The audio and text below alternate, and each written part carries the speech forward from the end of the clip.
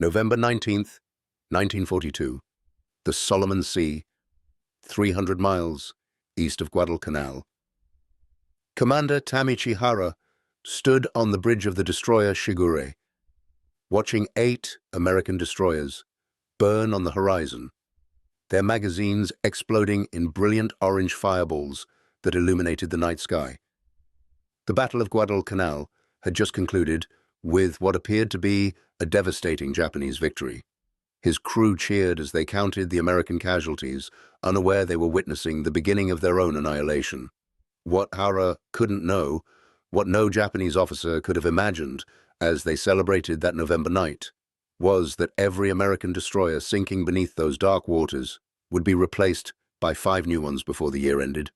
The mathematics of destruction were already written in American shipyard schedules, typed on production charts in places like Bath, Maine and Kearny, New Jersey, where welders worked around the clock, building an avalanche of steel that would bury the Imperial Japanese Navy beneath sheer numerical impossibility. If you're enjoying this deep dive into the story, hit the subscribe button and let us know in the comments from where in the world you are watching from today. The Japanese destroyer force that dominated the Pacific in 1942 represented decades of careful design philosophy and tactical innovation. Ships like the Fubuki class had revolutionized destroyer warfare in the 1930s, combining heavy torpedo armament with unprecedented speed and range. These vessels displaced 2,400 tons, mounted 6 5-inch guns, and carried the Type 93 long lance torpedo, the most devastating naval weapon in the world. The long lance could strike targets at 24 miles with a 1,200-pound warhead, compared to American torpedoes that struggled to hit anything beyond 6,000 yards and frequently failed to detonate when they did. Japanese destroyers were elite predators, their crews trained in night combat techniques that made them nearly invisible hunters in the darkness. At the Battle of Savo Island in August 1942, Japanese destroyers and cruisers had sunk 4 Allied heavy cruisers without losing a single ship, the worst defeat in United States Navy history. Commander Hara himself had participated in that slaughter, watching American vessels die under long lance strikes before they even knew Japanese ships were present. The Japanese Naval General Staff had calculated they could sustain their destroyer force through the war with modest production. Their pre-war planning assumed a decisive battle would occur within the first year, following the doctrine established by Admiral Haihachiro Togo at Tsushima in 1905. Quality would triumph over quantity. Superior training, better tactics, and technological advantages would overcome any numerical disadvantage. This philosophy had shaped Japanese naval construction for generations. Every destroyer was a carefully crafted instrument of war, taking 18 to 24 months to complete, with hand-fitted components and individual attention to detail that approached artisanship.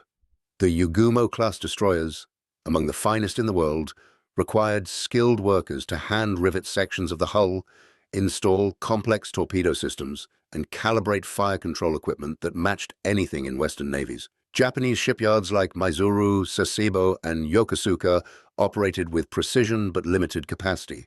The entire empire possessed perhaps 20 major building ways capable of destroyer construction, staffed by experienced craftsmen whose skills had been developed over years of apprenticeship. In 1942, as the Pacific War expanded across thousands of miles of ocean, Japan's Naval Construction Board projected they could build 12 new destroyers by the end of 1945. This estimate reflected their production capacity, steel allocation, and available skilled labor. 12 destroyers would replace anticipated losses and maintain fleet strength at acceptable levels. The calculation assumed moderate attrition, perhaps 3 to 4 destroyers lost per year, numbers that seemed reasonable based on pre-war exercises and early combat experience. What Japanese planners had not factored into their mathematics was the nature of their enemy. America didn't build ships the way Japan did. America built ships the way Henry Ford built automobiles, using assembly line techniques, standardized components, and mass production methods that treated destroyers as products rather than individual creations.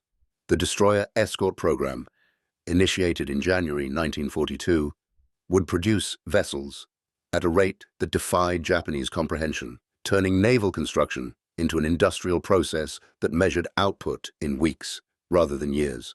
The American destroyer building program began with a fundamental question: how fast can we build them? Not how perfect, not how individually superior, but how fast. The answer came from places that had never built warships before.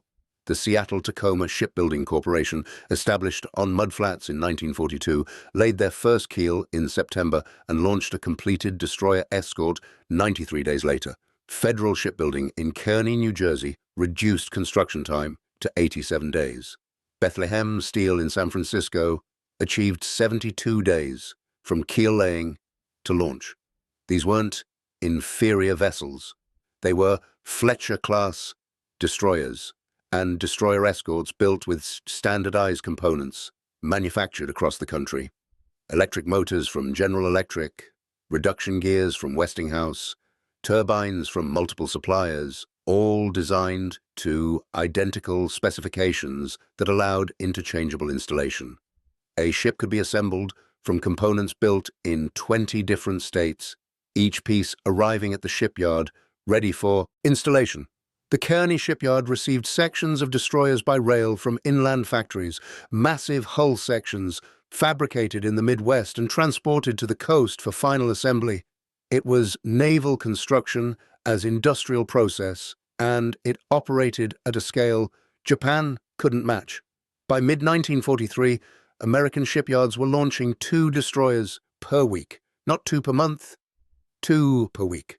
The Fletcher-class program alone would produce 175 destroyers, while destroyer escort programs added hundreds more smaller vessels designed for convoy protection and submarine hunting. Bath Iron Works in Maine, established in 1884, transformed from a traditional shipyard into a mass production facility.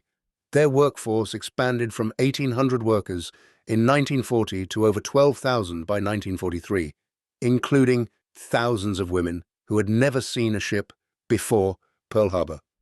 These workers learned welding in 6-week courses, blueprint reading in 2 weeks, and electrical installation in a month. They weren't master craftsmen, they were assembly line workers, applying industrial techniques to naval construction, and they built destroyers faster than Japan could sink them. Commander Hara began noticing something disturbing in early 1943. Every American destroyer his squadron sank was replaced within weeks. After the Battle of Vella Gulf in August 1943, where Japanese destroyers achieved what seemed like a significant victory, Hara noted in his diary that American destroyer numbers in the Solomons had actually increased despite Japanese successes. Intelligence reports confirmed the impossible. American destroyer strength in the Pacific was growing monthly, even as Japanese forces sank dozens of vessels. The mathematics made no sense, according to Japanese understanding of naval construction. Where were these ships coming from? How could America replace losses so quickly? The answer lay in production capacity that exceeded Japanese capabilities by factors of 10 or 20. While Japan's 12 shipyards struggled to complete 1 destroyer per month collectively, American yards were launching 8 per month, then 12, then 16. The United States wasn't fighting a war of careful resource management. They were fighting a war of overwhelming material abundance, and the numbers told a story of inevitable defeat. The Battle of Empress Augusta Bay in November 1943 demonstrated the shifting mathematics of destroyer warfare. Commander Hara's destroyer division engaged an American force that included 4 destroyers they had previously damaged or claimed as sunk in earlier battles. The vessels were back at sea, repaired, refitted, and ready for combat within weeks of their damage. Japanese destroyers that took heavy damage required months in yards with limited repair capacity. American destroyers underwent repairs at forward facilities built specifically for rapid turnaround, with spare parts stockpiled in quantities that seemed wasteful by Japanese standards, but reflected American industrial philosophy. If a component was damaged, don't repair it, replace it. Entire sections of destroyers were swapped out like automobile parts, prefabricated replacements installed in days rather than weeks. Gun mounts, torpedo tubes, radar systems, all standardized, all interchangeable, all available in quantities that eliminated waiting for repairs.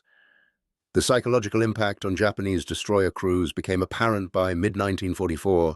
Sailors who had entered the war confident in their tactical superiority now faced an enemy that seemed infinite. Sink 3 destroyers, face 6 the next week, damage a flotilla, watch it return at full strength within a month.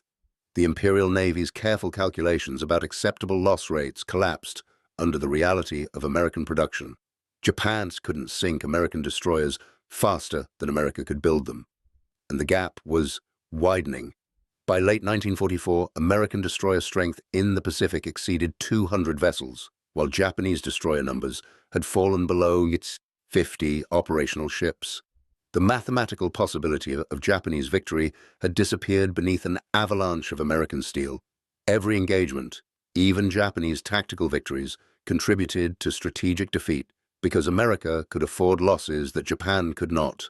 The philosophy of quality over quantity, the belief that superior ships and better training would prevail, shattered against industrial capacity that treated naval vessels as consumable resources.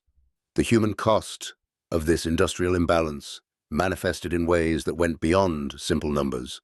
Japanese destroyer crews began each mission knowing they sailed vessels that couldn't be replaced. Every ship lost was permanent. Every skilled sailor killed represented training that couldn't be replicated. American crews sailed knowing their ship was one of hundreds, that losses would be replaced, that the industrial base behind them was inexhaustible. This psychological reality affected combat behavior in subtle but significant ways. Japanese destroyers began taking fewer risks, hoarding their strength for decisive battles that never came. American destroyers operated aggressively, accepting risks because replacement capacity made individual ship losses acceptable within overall strategy. The initiative shifted permanently to the force that could afford to lose ships, and that force was definitely not Japan. Captain Toshio Abe, commanding Destroyer Division 61, wrote to his family in June 1944 about the changing nature of the war. His letter, captured after his death at the Battle of the Philippine Sea, revealed the mental state of Japanese naval officers confronting industrial reality. We face an enemy who builds faster than we can destroy. They lose 10 ships and build 20. We lose 1 ship and our strength diminishes permanently. The mathematics are simple but absolute. We cannot win a war of attrition against a nation that treats destroyers as disposable equipment. Our beautiful ships, crafted with care and precision, face crude vessels built in months by untrained workers. Yet, these crude vessels keep coming in numbers that make craftsmanship irrelevant. Quality has meaning only when quantity is comparable. When the ratio reaches 10 to 1, 20 to 1, quality becomes a philosophical consolation for mathematical defeat.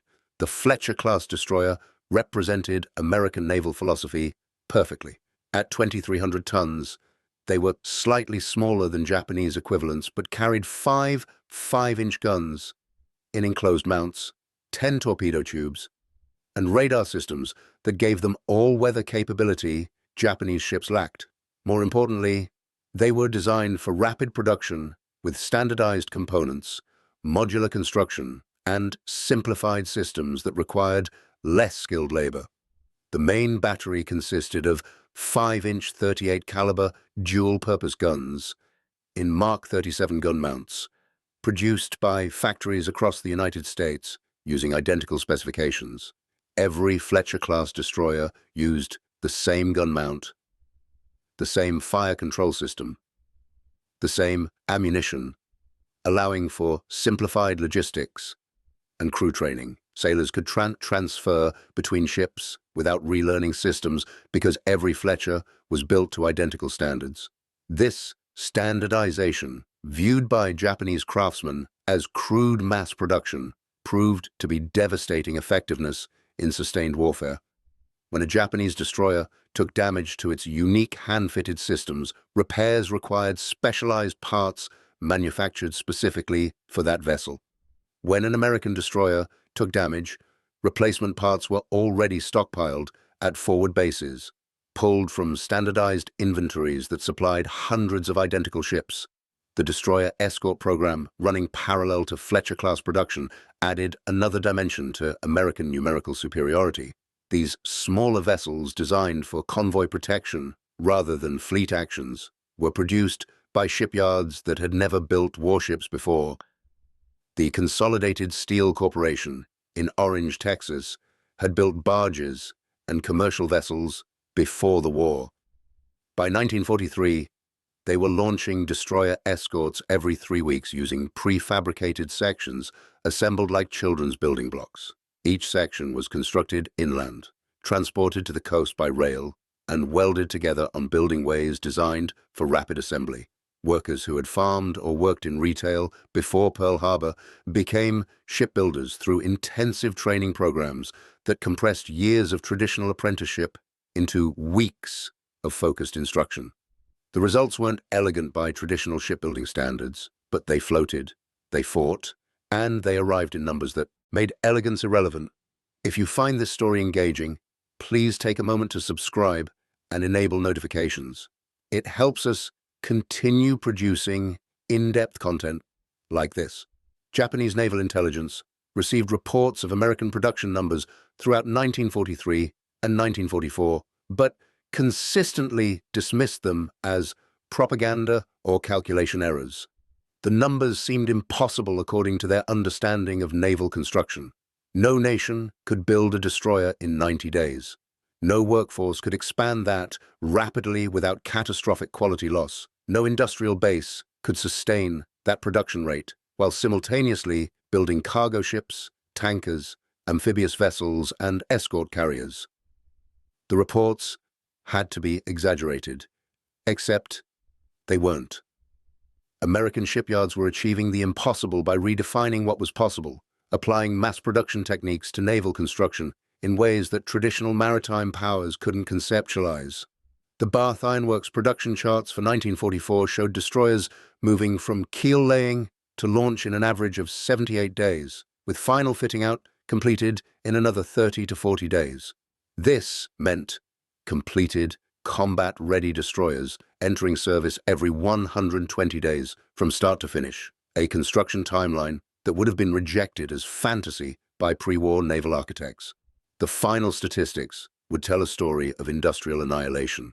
Japan's projected 12 destroyers by 1945 would actually reach 14 vessels completed, slightly exceeding their conservative estimates. America would build 175 Fletcher-class destroyers alone, plus over 500 destroyer escorts, plus dozens of other destroyer classes. The numbers transcended normal military mathematics and entered the realm of geological force, an industrial avalanche that buried Japanese hopes beneath tonnage calculations that permitted no counter. For every destroyer Japan built, America built 35. For every skilled shipyard worker Japan trained, America trained 500. The war in the Pacific wasn't decided by tactical brilliance or strategic innovation. It was decided by production capacity, by the ability to turn raw materials and untrained labor into naval vessels faster than the enemy could sink them. And in that contest, America didn't just win, they created a gap so vast that Japanese defeat became mathematically certain long before the fighting ended. The true weight of American destroyer superiority became undeniable at the Battle of Leyte Gulf in October 1944, the largest naval engagement in history. The Japanese combined fleet, committing nearly every operational warship in a desperate gamble to destroy American amphibious forces in the Philippines, discovered what mathematical inevitability looked like in naval combat. Admiral Takeo Kurita's center force included the Super Sis battleships Yamato and Musashi, 5 other battleships, 12 cruisers, and 15 destroyers, representing a significant portion of Japan's remaining surface fleet. Against this armada, American forces deployed over 150 destroyers and destroyer escorts, not counting the battleships, cruisers, and carriers that form the main battle line. The destroyer numbers alone exceeded the entire Japanese order of battle, and these weren't desperate last reserves scraped together from training squadrons. They were frontline combat vessels, many less than 6 months old, crewed by trained sailors and equipped with the latest radar and fire control systems. During the Battle of Samar, perhaps the most dramatic naval action of the war, 3 American destroyer escorts and 4 destroyers charged Kurita's battleships in a seemingly suicidal attack to protect vulnerable escort carriers. The destroyer USS Johnston, commanded by Commander Ernest Evans, closed to within 10,000 yards of battleship Congo and launched torpedoes before engaging cruisers with her 5-inch guns. Japanese officers, watching from Yamato's bridge, couldn't comprehend the tactical insanity of destroyers attacking battleships. Yet the Americans pressed their assault with reckless aggression, born from knowing their ships were replaceable, while their mission was not. Johnston was eventually sunk after absorbing dozens of heavy-caliber hits, but her sacrifice and that of her sister ships disrupted the Japanese attack long enough for airstrikes to drive Kurita's force into retreat. The Japanese had won the tactical engagement, sinking several American vessels, but achieved nothing strategic because American losses were already being replaced by ships completing construction in yards 7,000 miles away. Lieutenant Commander Robert Hagen, commanding the destroyer escort USS Samuel B. Roberts during that same battle, fought his small vessel against cruisers and battleships for over 2 hours before she sank. His after-action report, written from a life raft before his rescue, captured the psychological reality of American naval doctrine. We knew Samuel B. Roberts was expendable. Every ship is expendable when the mission requires it. But we also knew they were building new ones faster than Japan could sink them. Our job wasn't to survive. Our job was to fight long enough for the next wave of ships to finish the mission. Individual ships don't matter when you have hundreds. What matters is the mission. And America had enough ships to complete every mission, no matter the cost. This philosophy, unthinkable to Japanese commanders trained in the careful preservation of limited resources, represented the ultimate expression of industrial warfare. American destroyer captains could afford tactical risks that would have been criminally reckless in any other navy because the strategic reserve behind them was effectively infinite. The Japanese response to American destroyer numbers became increasingly desperate throughout 1944. Unable to match production, the Imperial Navy attempted tactical innovations that might multiply the effectiveness of their shrinking destroyer force.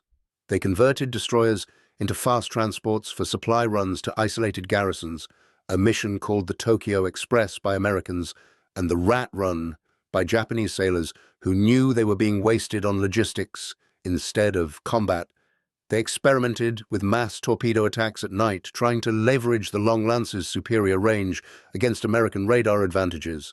They even attempted to preserve destroyers by withdrawing them from forward areas, hoarding strength for a decisive battle that never came, because American forces simply bypassed Japanese strongpoints, leaving them isolated and irrelevant. Each tactical adjustment only delayed the inevitable mathematical conclusion. Japan couldn't sink American destroyers faster than they appeared, and the gap widened every month.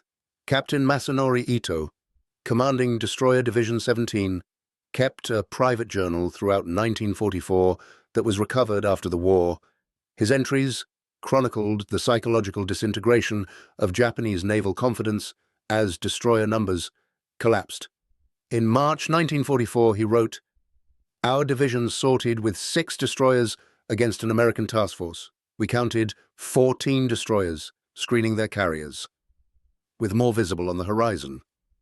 How do you fight an enemy who has 3 destroyers for every one of yours? By July, his tone had darkened. Lost. Hayashio. Last night, to submarine attack. No replacement coming. Our division now operates with 3 destroyers, all showing mechanical strain from overuse. Meanwhile, American destroyer numbers in these waters have increased again. I counted 22 in yesterday's reconnaissance report. They appear in groups of 6 or 8, fresh from yards, their paint still bright. Our ships are exhausted, our crews are exhausted. The mathematics of this war have become obscene. His final entry, dated October 19th, 1944, days before his death at Leyte Gulf, simply stated, "We sortie tomorrow with everything we have left. It won't be enough. It will never be enough. They have already won by building faster than we can fight." The human cost of industrial imbalance extended beyond combat casualties to the crushing weight of hopeless struggle. Japanese destroyer crews in 1945 faced not just enemy action, but the knowledge that their sacrifice meant nothing strategically. Every successful mission, every tactical victory, every enemy ship sunk contributed only to delaying inevitable defeat, because the enemy's industrial base could absorb infinite losses, while Japan's couldn't. American destroyer sailors, conversely, carried the psychological advantage of fighting for a nation whose factories guaranteed replacement of losses and reinforcement of success. This mental reality affected combat performance in ways that transcended simple morale. Japanese crews fought with desperation, born from knowing each ship lost was irreplaceable.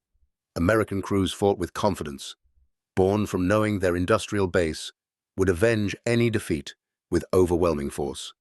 The final months of the war saw Japanese destroyer strength collapse to negligible levels.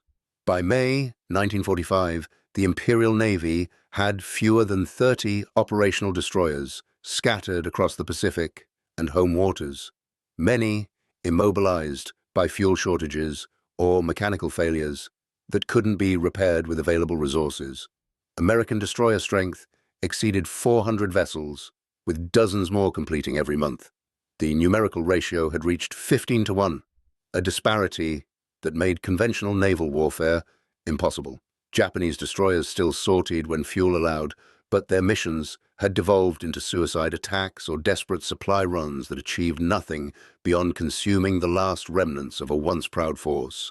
The final destroyer action of the war occurred in July 1945, when American destroyers shelled Japanese coastal positions in preparation for an invasion that never came because atomic weapons made amphibious assault unnecessary. Japanese destroyers remained in port, immobilized by lack of fuel, unable to contest even the bombardment of their home islands. The statistics of destroyer production told a story of industrial annihilation that transcended normal military mathematics. Japan had projected 12 destroyers by war's end and actually completed 14, slightly exceeding their conservative estimates despite catastrophic material shortages and strategic bombing of industrial facilities. This represented the absolute maximum possible from their shipbuilding capacity operating under wartime conditions. America built 175 Fletcher-class destroyers, 563 destroyer escorts, 98 Gleaves-class destroyers, 67 Benson-class destroyers, and dozens of other classes, including experimental and specialized variants. The total exceeded 1,300 destroyer-type vessels, not counting the hundreds of additional ships built for Britain, Canada, and other allies through Lend-Lease programs. The ratio wasn't 12 to 175. It was 14 to 1,300, a numerical disparity so vast it ceased to be a military calculation and became a geological force, an industrial tsunami that buried Japanese naval power beneath tonnage figures that permitted no counter. Behind these numbers lay the human stories of transformation and tragedy that defined the Pacific War. American destroyer crews included farm boys from Kansas who had never seen an ocean before Pearl Harbor, factory workers from Detroit who learned navigation in 10-week courses, and college students who became officers after 90 days of training. They came from a nation that could afford to put high school graduates in command of multi-million-dollar warships, because there were enough ships that individual losses didn't matter, and enough training capacity that crew quality could be maintained despite massive expansion. Japanese destroyer crews, conversely, represented the last remnants of a pre-war professional navy, highly trained sailors, whose skills had been honed over years, but whose numbers couldn't be replaced as casualties mounted. By 1945, Japanese destroyers sailed with partially trained crews, supplemented by teenagers pulled from schools and given weeks of instruction before being sent into combat. The quality gap had reversed completely from the war's beginning, when Japanese crews were superior in training and experience. American industrial capacity hadn't just produced more ships, it had produced better trained crews through training programs scaled to match production numbers. The post-war interrogation of Admiral Koshiro Oikawa, former Navy minister, revealed the Japanese leadership's understanding of their industrial defeat. Asked when he knew Japan couldn't win the naval war, Oikawa responded, "I knew in April 1943, when I saw the American production figures from our intelligence services. I didn't believe them at first. No nation could build ships that fast, but the reports kept coming, each one confirming the impossible. By mid-1943, I knew we were fighting a war we couldn't win because we couldn't match their production. We had planned for a war of quality versus quantity, assuming our superior vessels and tactics would overcome American numbers. We didn't plan for a war where the enemy had both quality and quantity, where they could build better ships faster than we could build any ships at all. The Fletcher-class destroyer was equal or superior to our best designs, and they built 175 of them. We built 14 destroyers in the same period. The mathematics were absolute. We had lost the industrial war before the first shot was fired. The destroyer imbalance represented something larger than naval strategy or tactical doctrine. It demonstrated the fundamental nature of total war in the industrial age, where productive capacity ultimately determined victory, regardless of tactical brilliance or warrior spirit. Japan had entered the war believing that Bushido spirit and tactical excellence could overcome material disadvantage, that quality would triumph over quantity, that careful resource management could outlast wasteful American abundance. Every assumption proved catastrophically wrong. American industrial capacity wasn't wasteful, it was overwhelming, designed not to carefully manage limited resources, but to produce such abundance that resource management became irrelevant. Why repair a damaged component when you could install a new one in less time? Why preserve ships when you could build replacements faster? Then the enemy could sink them. Why husband resources when the production pipeline guaranteed endless supply? These questions, which would have been considered insane by Japanese logisticians trained in scarcity management, represented American strategic philosophy perfectly. The human cost of this industrial imbalance manifested in ways that statistics couldn't capture. Japanese destroyer sailors in the war's final months faced not just death in combat, but the knowledge that their deaths meant nothing strategically, that every sacrifice was wasted because the outcome had been determined by production charts in distant American factories. They fought with courage born from duty and tradition, but courage without hope is a special kind of hell. American destroyer sailors faced combat knowing they represented an unstoppable force, that behind them stretched a production capacity so vast that Japanese resistance was mathematically futile.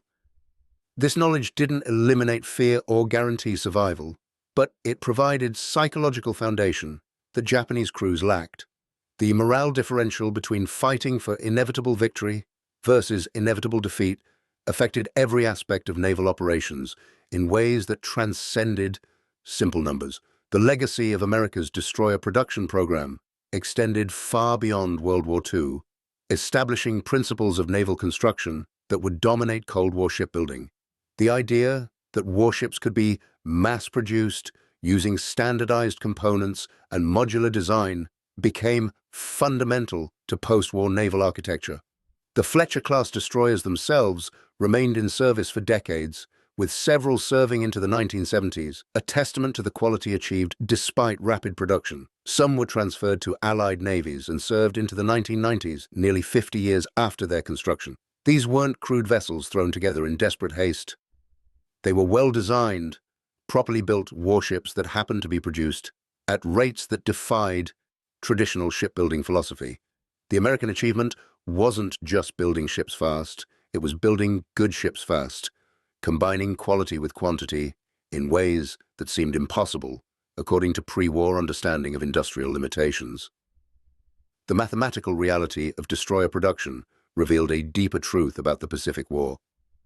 Japan had gambled that early tactical victories would force American negotiation before industrial capacity could be fully mobilized. They assumed America, with its comfortable civilian population and democratic system, would lack the will to sustain a long war of attrition.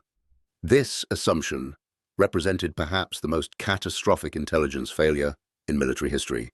America's industrial capacity, once fully engaged, proved unstoppable, not because Americans were more willing to sacrifice, but because American factories could produce faster than Japanese forces could destroy. The war became a race between American production and Japanese destruction, and production won by margins so vast that destruction couldn't even keep pace. For every destroyer Japan sank, America built 10. For every sailor Japan killed, America trained 20. The ratios expanded until Japanese resistance became nothing more than determining how long a mathematical inevitability would take to manifest as complete defeat. Commander Tameichi Hara, who had celebrated Japanese victories in 1942 by watching American destroyers burn, survived the war as one of the few Japanese destroyer captains to see both its beginning and end. In his post-war memoir, Japanese Destroyer Captain, he reflected on the transformation he had witnessed. "We began the war believing our destroyers were the finest in the world, and perhaps they were, but we fought a nation that didn't care about building the finest destroyers. They cared about building enough destroyers to make finest irrelevant. When you face one superior enemy ship, superior training and tactics matter. When you face 10 adequate enemy ships, superiority becomes a consolation prize for the defeated. America didn't beat us through better destroyers or better sailors. They beat us by building destroyers faster than we could count them, by training sailors faster than we could kill them, by creating industrial capacity so vast that our entire Navy became a rounding error in their production statistics. We learned too late that total war is won in factories, not on battlefields. The battles merely demonstrate what the factories have already decided." The destroyer production imbalance stood as ultimate proof that World War II was decided by industrial capacity, that tactical brilliance and warrior spirit, while admirable, were ultimately irrelevant against overwhelming material superiority. Japan's 14 destroyers represented the maximum possible achievement of their industrial base operating at full wartime capacity. America's 1,300 destroyers represented a fraction of total industrial output, achieved while simultaneously building thousands of other vessels, tens of thousands of aircraft, millions of vehicles, and supporting both European and Pacific campaigns. The gap between these numbers wasn't just quantitative, it was philosophical, representing fundamentally different understandings of how industrial warfare functioned. Japan fought a war of careful resource management, trying to maximize the effectiveness of limited production. America fought a war of overwhelming abundance, using such massive production that individual losses became strategically meaningless. Only one philosophy could prevail in total war, and it wasn't the one based on scarcity. The final image of American destroyer supremacy came in September 1945, when dozens of American destroyers anchored in Tokyo Bay for the formal Japanese surrender ceremony. These vessels, many less than a year old, represented the industrial force that had crushed Japanese resistance through sheer numerical impossibility. Across the bay sat the few surviving Japanese destroyers, worn and battered, representing the exhausted remnants of a force that had begun the war with tactical superiority but ended it overwhelmed by production capacity they could never match. The visual contrast told the war's story more clearly than any statistics. America had buried Japan beneath an avalanche of steel, drowning tactical excellence under numerical superiority so vast that resistance became mathematically futile. The destroyers anchored in Tokyo Bay were merely the visible symbols of industrial capacity that had guaranteed American victory long before the fighting ended. Factories that had spoken the final word on Japanese ambitions by producing weapons faster than Japan could destroy them. Thank you for watching. For more detailed historical breakdowns, check out the other videos on your screen now, and don't forget to subscribe.